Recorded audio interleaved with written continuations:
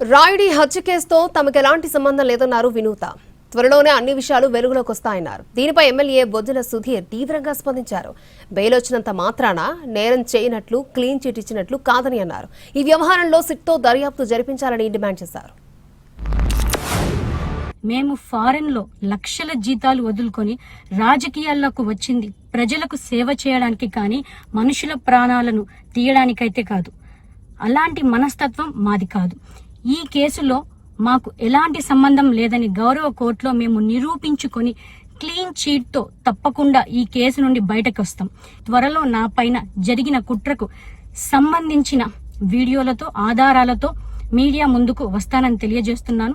Murder చేసేసి red హ్యాండెడ్గా సీసీటీవీలో దొరికిపోయి Chennai SP గారు వచ్చి ఓపెన్గా చెప్పిన తర్వాత వీళ్ళు ఇంకా కూడా బయట వచ్చి సెల్ఫీ వీడియో ఆమె చూశాను నేను. నాకేం సంబంధం లేదు కాబట్టి నాకు బెయిల్ వచ్చింది. మర్డర్ చేసిన వాళ్ళు ఎవరికన్నా బెయిల్ వస్తుంది, దాని తర్వాత ఎంక్వైరీ జరుగుతుంది, దాని తర్వాత శిక్ష పడుతుంది. బెయిల్ వచ్చినంత మాత్రాన వీళ్ళు మర్డర్ చేసిన కాదు కదా. రెడ్ హ్యాండెడ్ దొరికిపోయి ఒప్పుకున్న తర్వాత ఈరోజు సెల్ఫీ వీడియోలు పెట్టడం ఏంటండి?